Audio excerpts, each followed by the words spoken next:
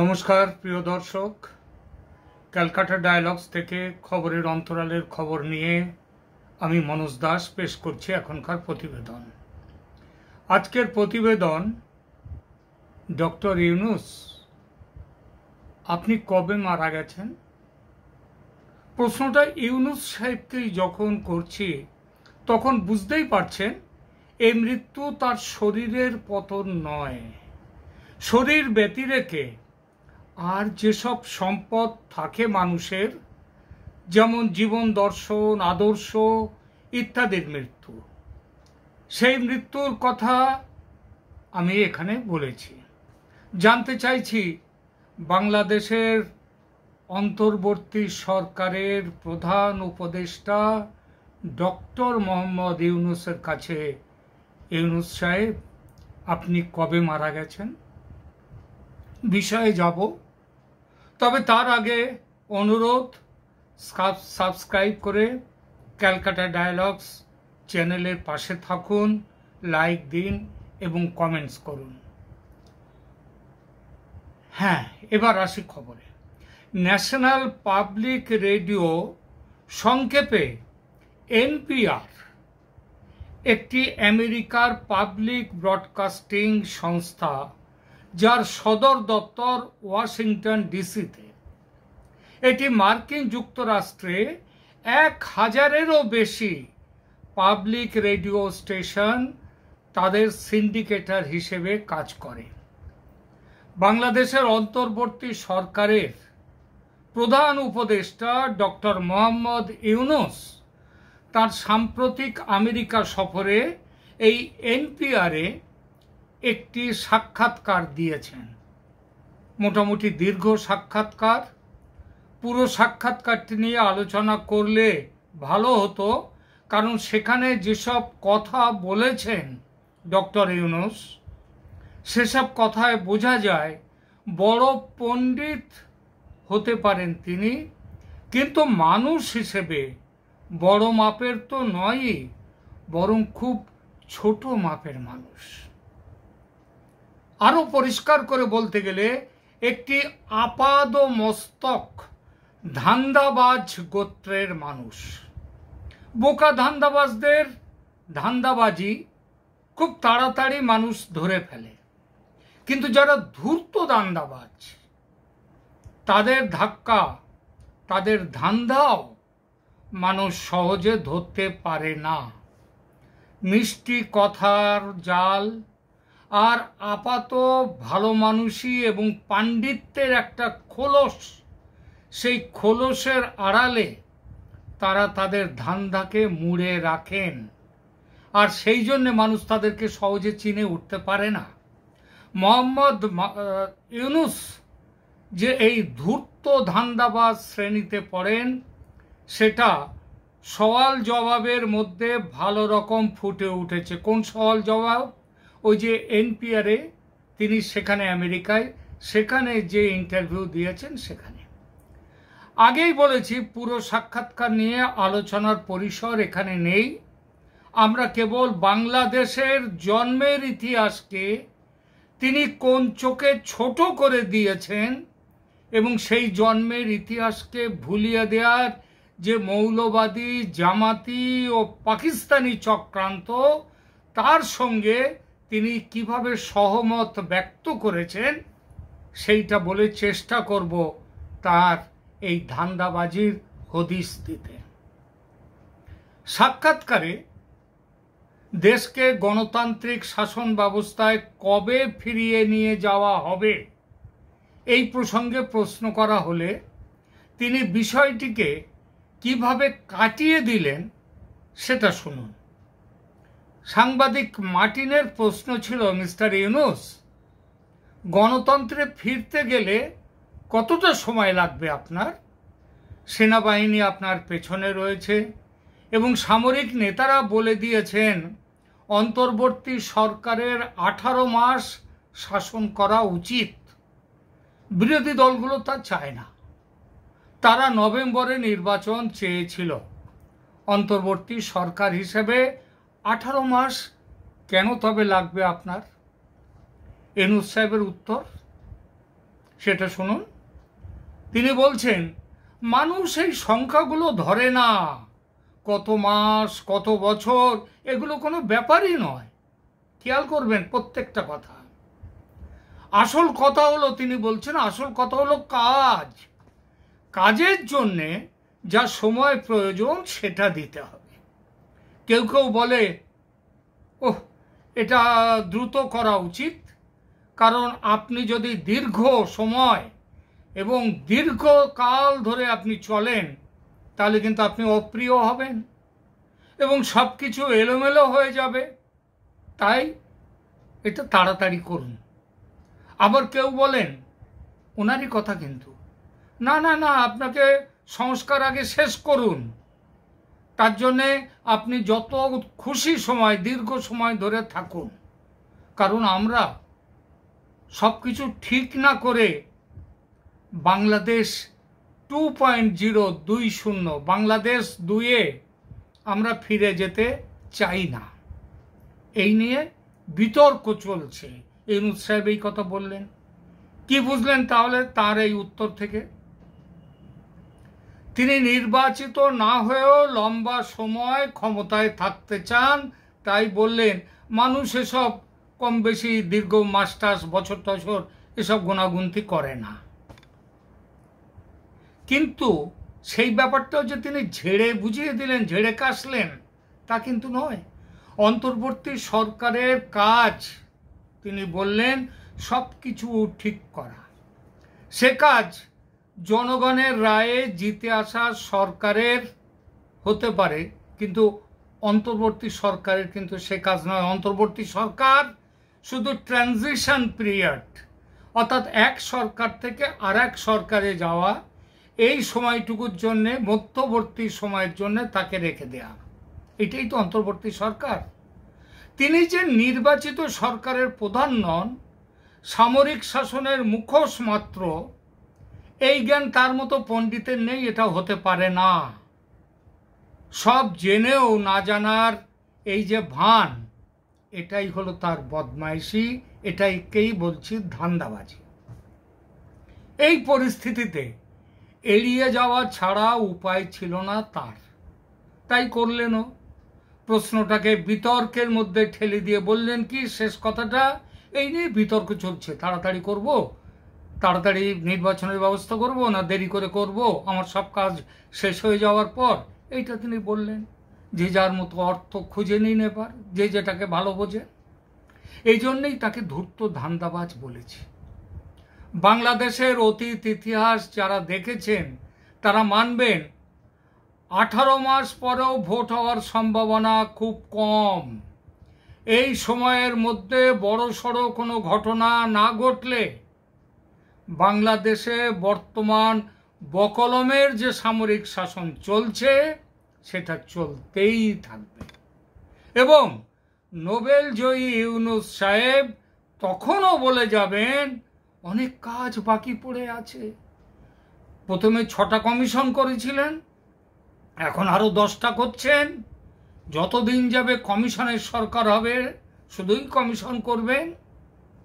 এগুলো করে এইসব কমিশনের সব কাজকর্ম শেষ করে তবে নির্বাচনে যাওয়া হবে।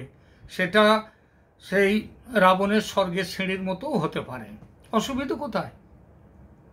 সামরিক বাহিনী তো তার পেছনে আছেন। অবশ্য পেছনে না সামনে, কে কার পেছনে কে কার সামনে এটা বোঝা যায়, এটা সেই বোঝা দায়। এটা সেই অনেকটা সেই লেজ কুকুরকে নাড়ায় না কুকুর লেজকে নাড়ায়, সেই প্রশ্ন অনেকটা। কিন্তু দুশ্চিন্তার কথা এটা নয়। যেটা দুশ্চিন্তার কথা সেটা ইউনূস সাহেব বলেছেন এরপর। দেশটাকে কোথায় নিয়ে যাওয়া হবে, কি তার প্ল্যান, সেই প্ল্যান সম্পর্কে তিনি যা বলেছেন সেটা শুনলে তার পাণ্ডিত্যের পরিচয়টা প্রশ্নের মুখে অবশ্যই পড়বে। মনে হয় একটি লেখাপড়া না জানা গ্রামের সাধারণ বৃদ্ধ মানুষ তার দীর্ঘ জীবনের অভিজ্ঞতায় যে জ্ঞান অর্জন করেন সেটুকু অর্জনও হয়নি মোহাম্মদ ইউনুস নামক এই ৮৪ বছরের বৃত্তের। কেন বলছি কথা? কারণ এই প্রশ্নের উত্তরে তিনি বলেছেন, অতীতকে মুছে দিয়ে, শুনুন ভালো করে কথাটা, অতীতকে মুছে দিয়ে জুলাই আগস্টের এই মহাবিপ্লব হয়েছে। রিসেট বাটন প্রেস করে পুরনোকে যেমন মুছে দেয়া হয়, তেমনটা হয়েছে দেশে, আর দেশের ইতিহাসটাকেও সেইভাবে তৈরি করতে হবে। অর্থাৎ পুরনোকে ভুলে যেতে হবে। বলেছেন তিনি, আমরা যা কিছু করেছি আমরা সব কিছু ধ্বংস করেছি। একদম এই ল্যাঙ্গুয়েজে তিনি বলেছেন, আমরা সব কিছু ধ্বংস করেছি, তাই আমাদের একটি নতুন নির্মাণ শুরু করতে হবে। বাংলাদেশ 2 বলতে তিনি ঠিক এটাই বুঝিয়েছেন। এই নতুন, আমরা পুরনো স্টাইলে ফিরে যেতে চাই না। তাহলে এত জীবন দেওয়ার মানে কি? এর কোনো মানে নেই। আর এখন মারা গেছেন তার হিসাবে তিনি যে হিসাব দিয়েছেন 1000 জন, আসল হিসাব 500 জনের বেশি হবে না। এইটা নিয়ে একদিন আমরা একটা এখানে করেছি, আমি আমার এই চ্যানেল একটি প্রতিবেদন করেছি, একটু পেছনে গিয়ে দেখে নিতে পারেন কেন ওই সংখ্যাটাকে আমি 500-র নিচে বলেছি সেইটা। কিন্তু তিনি কি বললেন, এত জীবন দেওয়ার কি দরকার? এর মানেটা কি? এত জীবন 500 জন কিংবা 1000 জন, যেটা তিনি বলেছেন তার দাবি, সেটা যদি হয়েও থাকে, তাহলে সেই মৃত্যু আর 1971-এর সেই 71-এর যুদ্ধের কথা ভাবুন তো, সেই সময়ের আত্মত্যাগ, তার কথা। এই যে কথাটি বললেন, আমরা সব কিছু ধ্বংস করেছি, এবার নতুন নির্মাণ করতে হবে। এই নতুন নির্মাণকেই তিনি বলেছেন বাংলাদেশ 2। আর এই বাংলাদেশ 2 নির্মাণে অতীত থাকবে না। অর্থাৎ বাংলাদেশ 2 এর পরিচয় সেটা শুধু ক্রমপর্যায় হিসেবে, আগে বাংলাদেশ যেহেতু জন্ম নিয়েছে পূর্ব পাকিস্তান থেকে, সুতরাং সেটাকে 1 আর এটা হচ্ছে 2, শুধু ক্রমপর্যায় গণনার জন্যে। তাহলে এইটাই কেবল আগেরটা 71-এর সেই বাংলাদেশ থাকবে বাংলাদেশ 1, মাত্র একটি সংখ্যা হিসেবে থাকবে। তার বাইরে বাংলাদেশ 1-এর আর কিছুই নয়, থাকবে না। গৌরবময় ভাষা আন্দোলন, পাকিস্তানি সেনা ও প্রশাসনের অত্যাচারের বিরুদ্ধে বাংলাদেশের বর্তমান যে তরুণ প্রজন্ম, যাদেরকে নিয়ে তিনি বলছেন, তাদের পিতামহরা যে সংগ্রাম ও আত্মত্যাগ করেছেন, 71-এর মুক্তিযুদ্ধ ও সেই যুদ্ধে বাঙালির যে রক্ত ঝরেছে, যে লক্ষ লক্ষ প্রাণের আত্মাহুতি হয়েছে, একটি গর্বিত জাতি হিসেবে জন্ম নেয়ার যে যন্ত্রণা ও আনন্দ, সেই অতীত মুছে দিতে হবে। জাতির ইতিহাস বলে কিছু থাকবে না। কোন ইতিহাস তাহলে পড়বে আগামী প্রজন্ম? ইউনুস সাহেব, প্রগাঢ় পণ্ডিত ইউনুস সাহেব, ইতিহাস বিষয়টি উঠিয়ে দিয়ে সেখানে কি পড়াতে চান আপনি? আরো কঠিন, আরো কঠোর মৌলবাদ? জবাব দেবেন কি এই প্রশ্নের? আসলে স্বার্থ যখন প্রবল হয় তখন মানুষের বিচার বুদ্ধি লোপ পায়। সেটাই হয়েছে মোহাম্মদ ইউনুসের। তার নতুন প্রভু হয়েছে মৌলবাদী শক্তি। যে তরুণ প্রজন্মের ছাত্র নেতাদের প্রশংসায় তিনি পঞ্চমুখ, তাদের শিক্ষার মূল কিন্তু ওই মাদ্রাসার শিক্ষায়। তাদের ধর্মীয় গুরু হলো জামাত, হেফাজতে ইসলামের মতো মৌলবাদীরা। তাদের টিকি বাঁধা আছে এই মৌলবাদীদের কাছে। 71-এর যুদ্ধে এদের নক্কারজনক ভূমিকার কথা জানে মানুষ, ইতিহাসে তার উল্লেখ আছে। সেই তারা যদি নতুন প্রভু হয়, তাহলে তো ইতিহাস মুছে ফেলা ছাড়া কোনো উপায় থাকে না। বাংলাদেশের ইতিহাস মুছে দিয়ে কোন ইতিহাস আপনি আগামী প্রজন্মকে পড়াতে চান মিস্টার ইউনূস? ভারতে মধ্যযুগের ইসলামী শাসনের কথা, পাকিস্তানের ইতিহাস, তাই মুছে দিতে চান বঙ্গবন্ধুর স্মৃতি, মুক্তিযুদ্ধের স্মৃতি, হাজারো শহীদের রক্তের স্মৃতি, মা বোনেদের ওপর লজ্জাজনক অত্যাচারের স্মৃতি? সংকীর্ণ স্বার্থের জন্য এভাবে পদলেহন করবেন মানবতার শত্রু হিসেবে চিহ্নিত রাজাকারদের? তাদের আপনি গুণগান করবেন নতুন ইতিহাসে?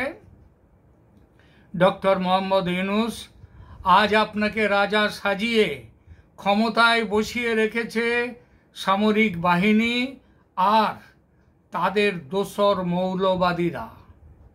মনে রাখবেন, ইতিহাস কিন্তু যার যা প্রাপ্য সেটা ঠিক বুঝিয়ে দেয়। আজ অথবা কাল, দুদিন আগে অথবা পরে বজ্র সুকঠিন রাজশক্তির পতন হয়, কিন্তু আত্মত্যাগের ইতিহাস ঠিক লেখা থাকে ইতিহাসের পাতায়, শ্রদ্ধায়, আবেগে, ভালোবাসায়। বাংলাদেশের বর্তমান ক্ষমতার চালক তরুণরা না হয় ৭১-এর ইতিহাস জানে না, কিন্তু ইউনূস সাহেবের যা বয়স তাতে সে কথা তাঁর তো জানা উচিত। দেশ যখন জ্বলছিল, সেই ৭১ যখন জ্বলছিল দেশ, তখন তিনি কোথায়? এটা জানার ইচ্ছা হলো এই প্রতিবেদন করতে গিয়ে। চাইলাম খুঁজে দেখতে, কিছু তথ্য পেলাম। দেখলাম ১৯৬৯ থেকে ৭২ আপনি আমেরিকার একটি বিশ্ববিদ্যালয়, মিডল টেনেসি স্টেট ইউনিভার্সিটি, সেখানে আপনি অধ্যাপনা করেছেন। দেশে ফিরেছেন বাংলাদেশ গঠনের পর। ১৯৭১ সালে মুক্তিযুদ্ধের সময় আপনি আমেরিকাতে প্রবাসী বাংলাদেশিদের নিয়ে একটি নাগরিক মঞ্চ তৈরি করেছিলেন এবং তার পক্ষ থেকে বাংলাদেশ ইনফরমেশন সেন্টার চালু করেন মুক্তিযুদ্ধের পক্ষে মার্কিনীদের সমর্থন পাওয়ার জন্য। আমেরিকার ন্যাশভিলেতে আপনার বাড়ি থেকে, আপনার যে বাড়ি ছিল সেখান থেকে বাংলাদেশ নিউজ লেটার নামে পত্রিকা আপনি প্রকাশ করতেনও। সেই পত্রিকায় মুক্তিযুদ্ধের সমর্থনে অনেক কথা লিখেছেন, বঙ্গবন্ধুর জয়গান গেয়ে অনেক কথা লিখেছেন তো নাকি লেখেননি? অস্বীকার করছেন? আজ তাহলে যদি অস্বীকার না করে থাকেন, কিন্তু সেগুলো তো ডকুমেন্টেশন আছে, সেগুলো কিন্তু আছে, অস্বীকার করতে পারবেন না। আর অস্বীকার করতে না পারলে আপনাকে আজ উত্তর দিতে হবে সেই ইতিহাস মুছে দেওয়ার জন্য আজ এত চেষ্টা কেন আপনার? হয় বলুন সেদিন ভুল করেছিলেন, নয় বলুন বয়সের চপলতা ছিল, নয় বলুন তখনকার ইউনূস আর আজকের ইউনূস এক নয়। আপনাকে বলতে হবে এই মুক্তিযুদ্ধ বিরোধী ইউনূসের জন্ম কবে হলো? প্রধান উপদেষ্টার গদির হাতছানি পাওয়ার পর কি? আমরা এই প্রশ্নটাই আজ করেছি আপনার সেই আদর্শবান ইউনূসের। তার মৃত্যু কবে হলো? আর এই নতুন ইউনূস, ধান্দাবাজ ইউনূস, এর জন্ম কবে হলো? আমার তো মনে হয় গ্রামীণ ব্যাংকের কর্ণধার হয়ে সুদখোর ব্যাংক তৈরি করে হাজার হাজার দরিদ্র মানুষের সুদের টাকা উসুল করার জন্যে তাদের ঘরের চাল থেকে টিন খুলে নিয়ে গিয়েছেন, সেসব ছবি আছে। তাদের গোয়াল থেকে গরু টেনে নিয়ে গিয়েছেন, সেসব ছবি আছে। সেই সব কাজ যখন আপনি শুরু করেছিলেন, তখন কি হয়েছে আপনার মৃত্যু? এসব প্রশ্নের জবাব ইতিহাস কিন্তু একদিন ঠিক বুঝে নেবে আপনার কাছ থেকে। আর সেদিন কিন্তু খুব দূরে নেই।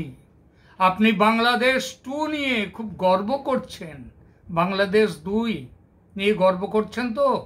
দেখবেন বাংলাদেশ 2 এর বিরুদ্ধে খুব শিগগিরই চলে আসবে বাংলাদেশ 3। সেদিন কিন্তু পালাবার পথ খুঁজে পাবেন না আপনি। আপাতত এখানেই শেষ করছি প্রতিবেদন আমাদের। শেষ করার আগে অনুরোধ, ক্যালকাটা ডায়ালগস চ্যানেলকে সাবস্ক্রাইব করুন, লাইক দিন, কমেন্টস করুন। ধন্যবাদ।